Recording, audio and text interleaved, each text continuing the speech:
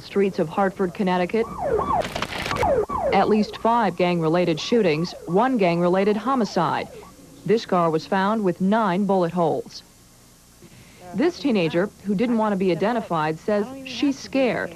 I can just go outside, and if I wear the wrong colors, I'm shot and dead. What's all that gunpowder smell? Oh, no. That's from down there. That's from down there, huh? So he was doing some shooting. Where'd they shoot you, partner? Where'd they shoot you in the crotch? No, Who shot you? I don't know who shot me. Was it gangbangers? Had to be. That's the second time. In California, they're now saying that auto accident deaths are becoming second to gun killings. And gun killings are a feature of gang activity. In fact, in Los Angeles, home to the notorious Crips and Bloods, almost half of all homicides are gang-related. More than a dozen dead every week. Neighborhood battles about drugs, turf, loyalty among 100,000 Crips and Bloods. To the outside, untrained eye, it looks like just chaos, crazy. But to us, we know how we got to this point. The death of a brother is enough to motivate to kill. Bone is a Blood, a general in the war. Many with his status are jailed or dead. The graffiti tracks the vicious cycle of murder and retaliation. And Babyface he was shot with a AK in the car. And the violence is spreading to more neighborhoods. The number of gang-related killings in Los Angeles is expected to break a record for the 5th straight year. Some say the average life expectancy for any gang member is just 19. But 19 was considered almost old by gang standards. More and more often, the suspects and victims of crime are children. Nowhere is that more evident than in Chicago, where in the past 2 weeks, at least 3 young lives were lost to the violence of the streets. Stop the killing! Stop the killing! Save our children! Carrying a tiny coffin, marchers in South Chicago mourn the children, those killed, and those increasingly younger who are doing the killing. We want to show our support for, our younger children that's dying on the streets and everything, and these gangs and all of this insanity. It has to come to a halt. But stopping gangs wasn't simple. There have probably always been gangs in the sense that there have been crime-oriented youth groups, kids on the streets getting into trouble, whether it's in Athens or Berlin or in New York. Really doesn't matter in that sense. But our understanding of them really starts in the 1930s in this country, in the United States. 20th century American gangs grew out of the new wave of immigrants who arrived in the United States early in the century. They were the sons of immigrants, or they were themselves immigrants who came to this country and had troubles making it. Youth gangs were overshadowed by organized crime in the 30s. Gangsters like Al Capone came to epitomize gangs in America. But street gangs found their own different identity after World War II. The typical street gang was fairly uncohesive. They were low cohesive rather than tightly gathered. Their leadership turned over a great deal. And unlike organized crime, these new gangsters didn't focus on 1 or 2 illegal activities. They had what we call cafeteria-style crime. They were very versatile. They were into everything. A little vandalism, a little fighting, a little theft, a little this, a little that, so that when you looked at rap sheets of gang members, you saw a wide variety. They were not specialists. They were generalists in their crime pattern. But they did capture Hollywood's attention. Movies and plays like West Side Story romanticized gang life in the 50s. It was Hollywood's version of gangs. The West Side Story image, for instance, of the cohesive, beautifully led, coordinated, romantic, dancing, singing group never existed. It was a marvelous play and a marvelous musical, but it was not a real gang. Hollywood also romanticized a new West Coast phenomenon known as motorcycle gangs. The 1954 movie, The Wild One, with Marlon Brando, helped glamorize a band of real-life rebel bikers, the Hells Angels. The Angels were founded in 1948 by former World War II pilots and navigators and gunners. The gang's name was believed to come from the nickname of an airplane called Hells Angels, whose crew wanted only to drink and raise hell. The Angels are proud of their standing as the oldest outlaw group. They say they go back nearly 20 years. They are not teenagers, most in their late 20s and 30s. They depend greatly on each other. Few have jobs. Many of the men live off the relief checks of their girlfriends. Most have criminal records. Repeated arrest, that is. We have identified over 446 of these people with criminal records. And 250 of these are for felony arrests. About 151 of them, I believe, have felony convictions. A number of them, about 85, have been sent to state prisons, and some of them have been sent to our state mental institutions. We don't want the public to be with us. We don't want the law to be with us. Is all we want is to be left alone. We want to go down the highway. Don't bother nobody but ourselves. Be left alone. Donna, how did you happen to get attracted to the kind of fellows that are in the Angel? Well, I don't know. Maybe I like the dirty Levi's. Why do you admire the Angels so much? Well, I don't know. I idolize them. I adore them. They're my whole life. Their romantic image aside, the Hells Angels were as violent as any street gang. I got a code of honor this way. The girl is with me. She's with me all the way. I mean, if anybody tries to mess with that girl while she's with me, I'll kill him. I'll cut that throat. They were tough folks. They are tough folks. They're mobile. They're older. They're much better organized, much more devoted to certain kinds of criminal activity than the usual street gang. If cocaine was the drug of the 80s, methamphetamine looms as the drug of the 90s. That, according to federal drug officials and the National Institute of Drug Abuse. Who are its principal distributors? The Hells Angels, the oldest and largest motorcycle club in the United States. There is no other organized criminal group that has as much of an influence in methamphetamine manufacturing and trafficking as the Hells Angels, from what we know in law enforcement. And the reason for that is? The reason for that is, based on the number of investigations we've conducted involving methamphetamine trafficking, the group that shows up time and time again, particularly in the western United States, is the Hells Angels Motorcycle Club. Cisco Valderrama is president of the Hells Angels' largest chapter in Oakland, California. The Hells Angels do not manufacture and distribute methamphetamine. I know a lot of, or some, I shouldn't say a lot, some members have gotten arrested for it. But you're talking about the Hells Angels. No, the Hells Angels do not. Despite those denials, the federal government came down hard on the Hells Angels for their reputed role in drug trafficking. Operation Rough Rider came to a showdown today as hundreds of heavily armed FBI agents and police arrested more than 130 members and associates of the Hells Angels motorcycle gang. A 2-year investigation led to federal charges of racketeering and trafficking in cocaine, methamphetamine, and other drugs.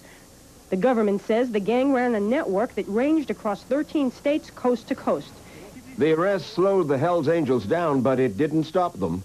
But the Angels were quickly overshadowed in the 1990s by the explosive growth and violence of street gangs that began to spring up all over America.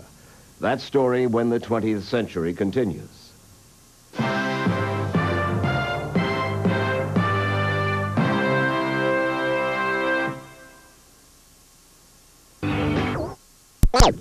By 1990, the number had jumped to 800.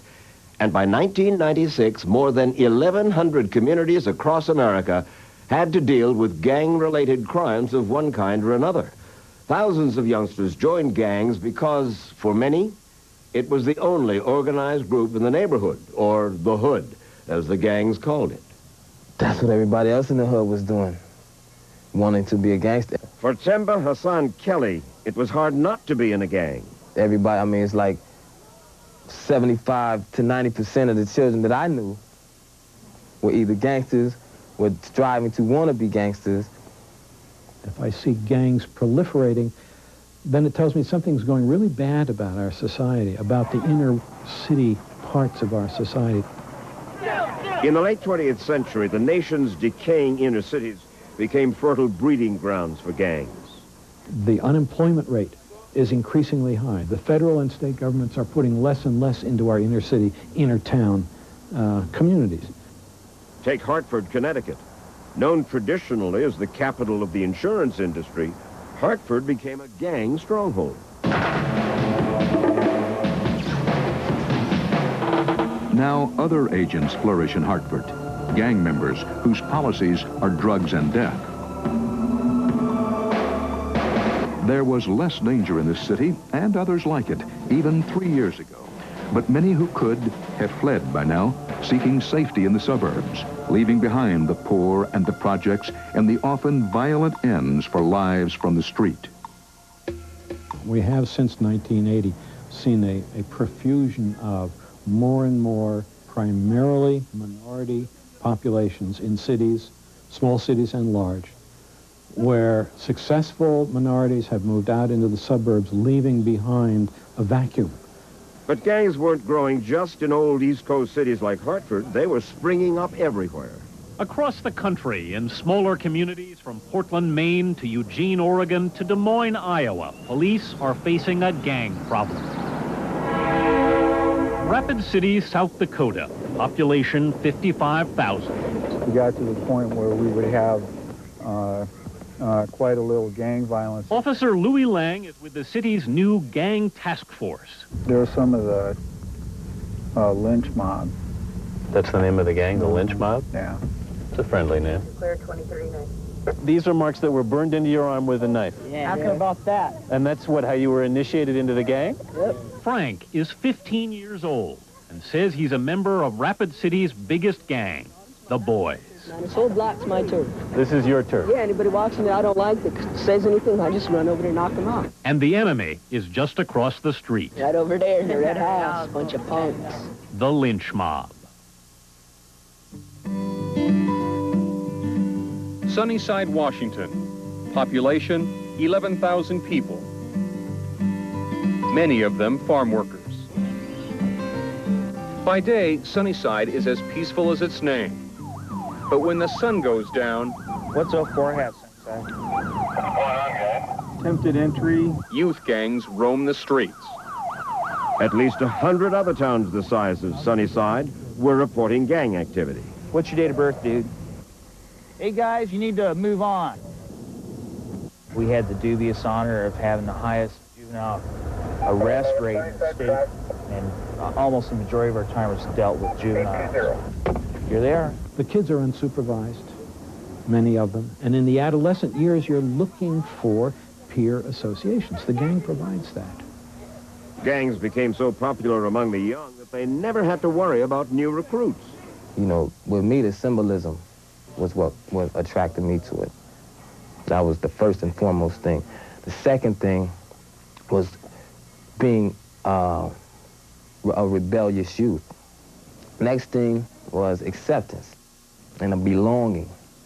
Juan Artiega joined his first gang in the mecca of teenage gangsters, Compton, California. Now in Washington State, the 14-year-old considered himself a veteran. Why do kids join gangs at this school? Because they think that's their family right now. If they don't have both parents together, then that's what the gang tries to show them, is the love and affection that they don't have in their house. What'd your mother do? Well, she's in prison right now. Your mother's in prison. What'd she do? Well, she was selling drugs.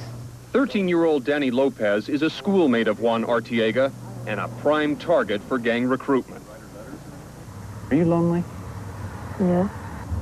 Sometimes there's anger inside me. It's hard. What do they say to you when you say, I don't want to join? They're just like, you join and we'll be your family and all this stuff. We'll be your best friends. You got problems, we'll solve them for you. The gang gave me love, or at least love that I didn't feel that I was getting it at home. Power, a feeling of acceptance, authority. They get identity, they get belongingness, a sense of something to belong to. They get status as gang members that they can't have in any other way, or they feel they can't have in any other way. It's about ego, you know, building our egos, being accepted, being recognized, reaching out for something, you know, not really having too many options to reach out to in the neighborhood. These gangsters were usually boys and men, ranging in age from 11 to 30. 85% were black and Hispanic. About 10% were white. Society hasn't let them in the same way that it has some of the rest of us. So when I'm locked out of America, I'm locked out of church and schools and home, I go to my homework. because these are the only people that will take me in. I find love with my homeboys. I even find discipline with my homeboys, because when I'm hungry, one of my homeboys will feed me. And when I die, I know my homeboys will take a collection and bury me. The system doesn't work for us. When one of our people dies, police don't give a damn, you know. They make a report, scoop the body up, and he's gone to the morgue. They like, yeah, one less nigga off the street. While the majority of gangs were black and Hispanic, there were as many different gangs as different races or ethnic groups in any city or town. We're Irish, you know, Irish, so we wanted an Irish gang, so we could stick up for each other like brothers. They are known as the Irish Mob, recognizable by their green beads, goatees, short hair, and shared heritage. It's my ethnicity, I mean, just my culture and my heritage. We have Vietnamese gangs, Cambodian gangs, Laotian gangs. And man, still crippin' though. The black gangs. Still crippin' though. Bloods and the Crips. And we have Hispanic gangs. We have skinheads. Are the way of the future. Both racist skinheads and anti-racist skinheads. Officer Lauren Christensen is part of a special police unit that tracks Portland's booming gang business. We're dipping water out of the ocean with a glass. And what's going to make it get better, I don't know. You ever shoot anybody? Yeah, Yeah. of course. Increasingly, young women began joining gangs. Well, you know, I grew up in South Central L.A. You know, I grew up a gang. I mean, you expect me to play patty cake or what? So when you shot, did you hit anybody? I'm pretty sure I did, yeah, of course. You ever think about it? You worry about it? Do you? No. Because I look at it like this. It was him or me, and I'm here to tell the story. Kim Watson's story is a litany of alarming numbers. 5 deuce. 5.2? My neighborhood. A gang member since age 12. A dozen arrests. And now, at age 24, she has 4 children. Wheeler Jr. He's my firstborn. And a 10-year sentence in prison. As many as 1 in 3 gang members were females, and sometimes they were just as frightening as their male counterparts. If you needed a gun, you can get one. Yeah. You shot someone? That's what they said. Several times, that's what they said. Were they right? I don't know. Bullets don't have names. Sylvia Nunn earned her gang member's stripes by committing crimes. Do you think it's right or wrong to get involved in stick-ups? To rob people, drive-bys? Wrong. I think it's wrong, but then it's called survival. You have to eat. You have to pay bills. You have to survive. So when you used to get used to pulling a trigger on somebody, it's not hard to pick up a gun and just shoot. You know, it's not hard after a while. It becomes easy, common, and depending on the people that you're shooting at and the reason for you doing it, it might even be fun. When I got a gun on you, anything I tell you to do, you're going to do it. Anything, you're going to do it. It's like, I'm running everything. I'm running this show. Shut up, sit down. Shut up, turn around. You know, it's fun in a way, and it's funny. That's funny, Kim? Come on. Yeah, because I've actually had guys piss on themselves. It's fun. It's just, I don't know. You know, it's a rush. It's the excitement of just being in charge, and then you're scared because, God, what if the cops come? And it's like you're gambling with, you know, it's fun. It's exciting. It's exciting. And once in a gang, members didn't tend to leave as they grew older. The upper age range has extended, in traditional gangs in particular, has extended into the 20s, the 30s. There are even examples of 40-year-olds, probably because the employment situation doesn't give them something else to do. But also because the gang attachment, like a habit, was not easily broken. You already lost your brother to a gang, and you're in a gang. You've been shot at. But, so why not get out? Just not a choice? Why not get out? I don't want to. You don't want to? No. Why not? Because I don't want to get out. Like it? Yeah. That, despite the fact that gang life was, if nothing else, lethal. Pipe Santana. All that's left of this 24-year-old is his name. Graffiti on a wall.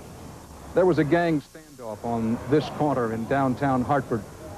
Pipe was trying to walk away when he was shot in the back. He was shot dead by someone from the rival gang, the Latin Kings. 300 members of Los Solitos marched at his funeral. The gang buried Pipe and then swore revenge. A gang war followed with nearly 300 shootings and more than 24 murders. With the mortality rate so high among gang members, the question was, why did so many young people keep joining? The powerful attraction of life inside a gang when we return. To the adult world, the casual violence of gang life was horrifying. But in the distorted world of gangs, risking death by getting shot was one sure way of winning a gang's respect. I was shot when I was 15 or 16. Shots fired in the area, gang fight in the parking lot. Well, my lungs collapsed. The 22 is still lodged in my chest to this day. So we have a man shot, 10-17. See, getting shot and living was more for my ego. That was more for my image. Now I could walk around like Superman. I've been shot. I'm the great I am now. In my chest at that. They show off their scars the way war veterans display Purple Hearts. Yeah, I got shot in the heart. And these are other scars that I've had from other neighborhood fightings and a lot of stuff that I've been through. Most victims of gang killings are other gang members, in the neighborhood of 60 or 70% probably, because the killings are rivalry related. They're attacks back and forth between gangs. And then all I know, next thing I know, I felt is the bullet go in me. Gang murder is growing into a national problem, but in Los Angeles, it is an epidemic. Who'd you get shot with? 22. Last year, there were 554 gang killings. Just the other night, they had one of their guys shot right down here on McMillan. Sergeant Joe Holmes works the gang detail at the L.A. County Sheriff's Department. Where'd they shoot you? Outnumbered and outgunned. You have any guns? No. You're just out driving when you ain't supposed to be driving? The gang unit can target only a fraction of the 80,000 black and Hispanic gang members in L.A. County. He got shot first, I believe, with an AK-47. Almost always, gang violence involved turf. That is, one gang trespassing on another's territory. Most gangs are territorial. They feel safe in their own turf, their barrio, their hood, whatever they call it, and yet being there is the very thing that brings challenges from the outside. So in claiming a territory, they open themselves up to attack. Territory areas, that's what a lot of people, get hurt over. But trespassing wasn't the only slight that could lead to all-out war. Where I lived, stepping on someone's shoe was a capital offense, punishable by death. Cody Scott, a notorious member of L.A.'s Crips gang, wrote a memoir of gang life while he was serving time in prison. Escort coming in. He spends 22 and a half hours a day in solitary confinement, where he wrote his autobiography with a prison-issue pencil. This book is 383 pages of killings, stabbings, beatings, drive-by shootings, revenge killings. At one point, you amputate the arms of a rival gang member. Explain that to me. This book is 383 pages of reality. It's 383 pages of gore, no doubt about that. But it's reality. It happens every day. The underlying factor that usually got you killed was the principle. The principle is respect, a linchpin critical to relations between all people, but magnified by 30 in the ghettos and slums across America. To win respect. To win respect. Why respect? Because there's no objective respect coming from, quote unquote, society. So when you don't feel respect, you create what is respect to you.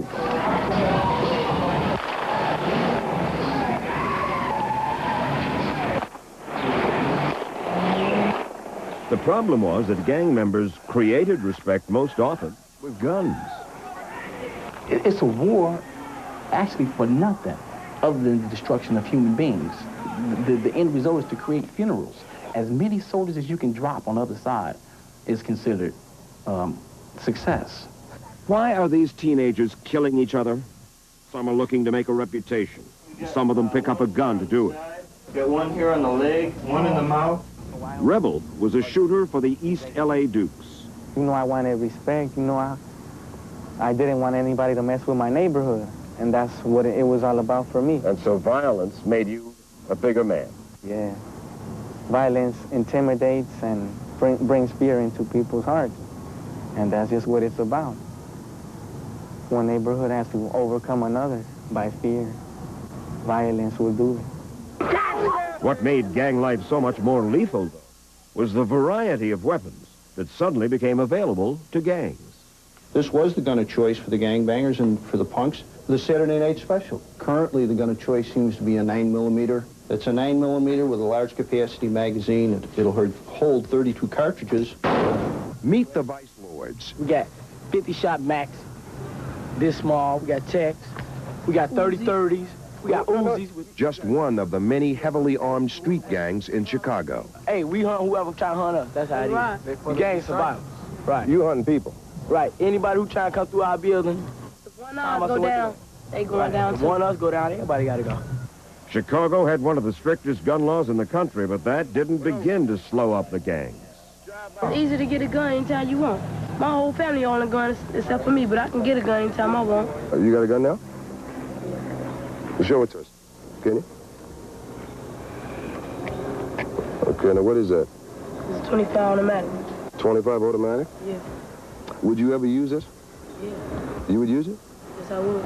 In the last 10 years, the number of homicides committed by people under 21 has increased 50%. What's going on where people can feel they can go and stop on the street and shoot somebody and shoot them 20, 23 times? I mean, what's going on? He's talking about 14-year-old Isaac Jackson, gunned down this week in a fatal spray of drive-by bullets on a city block where parents won't allow their children near a window. Monday night, I couldn't go to sleep. They kept shooting all night. When I first moved over here, I didn't have to worry about this. Now I got to watch my back and everything. I hate it. This solemn ritual is painfully familiar to Lorna Hawkins, the lonely journey to bury a son. 21-year-old Joe was killed in a drive-by shooting 4 years ago. Today, Hawkins said goodbye to her last son, Gerald, age 20, another innocent victim of gang violence. It hurts so bad. Nobody really knows except mothers who's lost their kids. I've known and I've talked to more mothers and I care to who have lost 2 and 3 kids. So I'm not alone. Although shootouts with rival gangs were the focus of many street gangs, they were hardly non-stop. Most gangsters spent their time just hanging out in their territory. Daily activity consisted of probably waking up between like 7 and 10 in the morning, meeting on whatever the preferred street corner was, and going to the local high school and intimidating whoever might be around, or of course the rival neighborhood gang, which at that time was the Vice Lords. Gangs don't do much. Gang members wander around and wonder what to do. They don't have a lot of things typically to occupy their time. You'll see them out on the street looking for something, looking for action, looking for somebody to talk to, wondering what's going on, saying, hey man, what's happening? At night, very often they'll be around drinking and talking and sharing war stories and not being productive in a real sense, but maintaining their identity with each other and reinforcing each other. A weekend night in the projects. Family time for Los Solitos. They accept each other. They share tattoos, wear the colors, red and blue, and the special Los Solitos metal link belts. Gangs cemented that sense of belonging through an elaborate set of rituals, secret signs and symbols known only to fellow gang members. Actually, before I joined the gang, I used to go home and draw the symbols, you know, on my own little pieces of paper and stuff like that. Because identity is very important to gang members, they develop symbols for themselves, and those may be tattoos. They may use hand signals. And this symbolizes where we're from. This is what we're all about. You know, say this symbolizes our love for one another. This is it right here. They may wear special colors, blue or red, or some other colors now developing. The blue color goes with Crips. The red color goes with Bloods. If you see a red bandana, you're probably looking at A, blood. The colors for the High Supreme Gangster Nation were black and blue. The stacking of the two fists was a symbol of the Black Gangster Disciple Nation or High Supreme Gangsters. This was just like a physical affirmation that you remember the gang, you know. You just do this, you stacking them. One of the gang's most important symbols was the tattoo. I was branded, you know, like a cow, you know, I was branded by this brother by the name of Junebug. And the symbolism that he branded me with was a 6-pointed star, also a devil's tail, wings, like the angel's wings. In the Bible, they're like symbolic for strength. And the heart speaks for itself. The heart was like you would go all out. And the name of the gang was, which is right here, which is expressed, SG, Supreme Gangsters. But before the tattoos and the signs and the symbols, most new gang members had to go through a brutal rite of passage, initiation. This steady stream of abuse is called a jumping in. It's the initiation into a Filipino gang in San Diego. The more you get beat, that's the better, because it's like, respect. Yeah. It's what gang members see as a joyful rite of passage. It's just love. I was giving them love. Like when your parents say, I beat you because I love you, that's what it was. Yeah, I'll be the first one to pick them up. You might have a broken leg, a busted head. That's my boy, you know. The usual process is some kind of fighting. It may be one-on-one, it may be 5-on-1. The purpose being to show how brave you are, that you have heart, that you have courage. That's one reason to ask to be initiated, to be jumped in, which is the phrase. But initiations weren't only about getting beat up.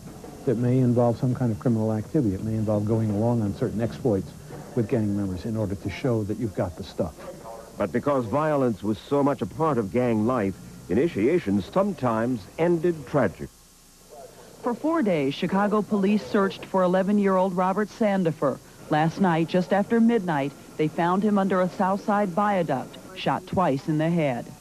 Police say last Sunday, the 6th grader was firing on rival gang members as part of an initiation rite when he killed 14-year-old Siobhan Dean, an innocent bystander, and wounded 2 others. With the intense police search, Robert may have become a liability to the very gangs that armed him. Here's a perfect example of someone who apparently, you know, was doing the bidding of people in gangs and finds himself then, because he is expendable, apparently becoming a victim of the gangs himself. Do you get used to death? Do you get used to living with the fact that you could die any day? See, I don't worry about that until you get hit by that bullet. See, like, that's just like when people steal cars. They don't worry about getting caught until they get caught, right? And that's the same when we're shooting at a person. I don't think about getting caught until I get caught. There were some gang members, a few, who reached the point where they wanted to get away from the violence, the danger of gang life. But quitting a gang was easier said than done, as we'll see when the 20th century returns. Life usually needed help, and a lot of it from outsiders. David is a former gang member trying to make it on the road back. Away from gangs, away from violence. He's been out on parole for a month. A meeting of the California Youth Authority, an agency that supervises and assists parolees. When you go to an interview, any visible tattoos that will hinder you from getting that position? Yeah. Would you like to get that removed? Yeah. Okay. We're going to vaporize your tattoo. By shedding the brand that marked him a gang member, David is taking a big step towards a new life. Comfortable, David? Oh, yeah. It takes 6 weeks to heal completely. But back in his neighborhood, the question was, how long would he be able to stay away from his old gang? It's pretty hard. Sometimes you go through a stress mood, and it's very easy to fall back, because I've been so used to being in the streets. It's like, a lot of times I got the urge, like, just go back. But I want to have my nephews look up to me. I want to be somebody. I want to show them I could do it. I'm pretty sure I can.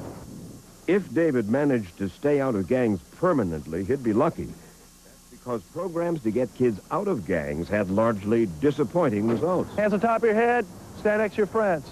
So a lot of cities fell back on law enforcement people, special gang units, to discourage gangs and gang membership. Home sweet home. When they're not jogging, Sergeant Nick Titteriga and his elite anti-gang team called Crash chase gang members in the 77. And I'll put my crash unit against any unit in the city of Los Angeles or against anybody in the United States, and we'll whip their ass. See some hands. Put your hands up. Face the building. Don't move. Put your legs out, man. There you go. This guy over here is wanted for street robbery. Nick Titteriga has taken his tactics from the streets. Why are you selling marijuana on my streets? I've been around a little bit while. The community's tired of these thugs and gangsters out here taking the streets over. Look straight ahead. Look straight ahead. The objective was to make life so unpleasant for gang members that they wanted to give up their guns. The Crash unit, we're coming out of the alleys, we're jumping out of roofs, plays by street rules. We're coming at them hard, and we're letting them know we ain't tolerating it. With intimidation. Try to do that one more time. See what happens to you. And arrests. You got a lot of money today, man. Nobody's talking. But police departments with gang units had mixed results. We've watched a lot of suppression programs in Los Angeles in particular, only to see the gang problem growing worse and worse and worse. The more you give attention to the group, the more it sees itself as special. Inadvertently, you're feeding the very factors that have brought about gangs in the first place. I forwarded the applications on all the jobs for you guys. That's why one police sergeant in Hartford, Connecticut, decided to try something different. Swing it, swing it, swing it! Police Sergeant Mark Rivera finally got discouraged, so 5 years ago, he decided to try another approach. Give youngsters a reason to stay out. Right. I'm a policeman, and I'm supposed to uphold laws, and then when you come in here high, that's just like throwing in my face that you just don't care. He knows the boy is spending time with a gang. He worries the gang will win his loyalty and perhaps his life. You need to be involved in the kid's life. They're not going to remember any rich and famous person who espouses some well-developed philosophy based on brilliant theory. They're going to remember the individual who's there with them every day. We've seen very few gang control programs or intervention programs that work. The community has to be healthy in order to get rid of gangs, and we have an awful lot of unhealthy communities right now. That unhealthy image is what Father Greg Boyle, a Jesuit priest, fought in Los Angeles, the only way he knew how, by providing the unconditional love that most of those young people had never felt. If it wasn't for him, I'd probably been dead by now. Without Father Greg, you'd be dead, you believe? A lot of us would have been dead without him. Really? Why? What does he do that... He helps us out. He's like a second father to lots of us. We got problems, he's always there for us. He never says no to us. We say, we got to talk to you, G. Like, all right, I'll be there or come down. But he never says, I can't talk to you right now, I'm busy. He ain't like that. to stay out of trouble? To earn gang members' respect, Father Boyle followed the gang code of absolute loyalty. He never turned in a gang member for a crime. I didn't take my vows to LAPD, you know. You know, some of these kids, I don't say the kids in this room, but you know that gang members have shot, have killed, have sold drugs. You never tell the cops about it. No, but I talked to the kids about it. I mean, especially in a case of a murder, which is like obviously very serious. And my hope for a kid in a case like that is that he will turn himself in, take responsibility for what he's done. But Father Boyle also gave them something they never had before, the prospect for a decent job, a decent life. William, job. You're not old enough? Beyond a limited number of city jobs available to these homeboys, Father Greg has found few private employers willing to take a chance hiring them. So he's formed construction crews of homeboys to build a parish daycare center. Another crew does maintenance work around the church. All the salaries are paid out of contributions. And Father Greg prays enough checks will come in the mail every Thursday to make his payroll every Friday. So don't make me pay you for time you didn't work. Beyond jobs, Father Boyle has set up an alternative high school staffed by Jesuits and lay teachers for gang member dropouts. A map often shows north up. So you were thrown out of school, and who got you to go back to school, huh? Father Greg. I was getting kicked out of schools, and nobody wanted me, you know, so there's the only place I could come. And do you like being here in school? Yeah. Because? I'm learning something. The most important of Father Boyle's many accomplishments is making these kids believe in themselves. He's trying to tell us that there's another person inside of us, that, you know, we're not all just gangbangers. That we could become, you know, regular citizens. Would you like that? That'll be all right. That would be all right. Yeah. The reason I got out of the gang was simply I was taught to think what I was doing was good. In actuality, it was evil. What made Kelly eventually see gang life as evil was religion. I was able to come out of that through the grace of, you know, my higher power or the God of my understanding. So I have hope. In fact, hope for the future is what convinced many young people to leave street gangs. But in many neighborhoods, hope was in short supply. So long as we have marginalized ethnic groups, blacks, Hispanics, Asians, whatever they may be, the gang problem will probably grow. As long as that community remains the way it is or gets worse, gets less organized, then the gang problem is going to be there, and it's going to grow because we're doing nothing to prevent that. Man, we don't want to be out here hanging, banging, and slanging. There's more to us than news, weather, and sports. Again, man, we're human beings that want to go to college, that want to own businesses, that want to work in corporate America. What I want more than anything is for people to know what I know about these kids. And that they are human beings, that they've got a great capacity to love and kid and just be human beings. And if people knew that, they'd do it. They'd give them a chance. Me, I'm a living example that you can come out of it. You can overcome it. You can make it. What was so discouraging about gang life at the end of the 20th century was that for every Temba Hassan Kelly who found his way out of a gang through religion, there were fresh recruits ready to take his place. Some final thoughts when we come back. The last 2 decades of the 20th century grew out of a much larger problem, the rise of a social underclass and America's failure to provide hope to children born into a world of distant family life and grinding poverty. Although there were small successes with programs designed to create a future for some of those children, no one came up with a large-scale program that dealt effectively with the forces of despair and alienation that prompted so many young Americans for their identity and their self-esteem in the world of street gangs. I'm Mike Wallace, and this is the 20th Century.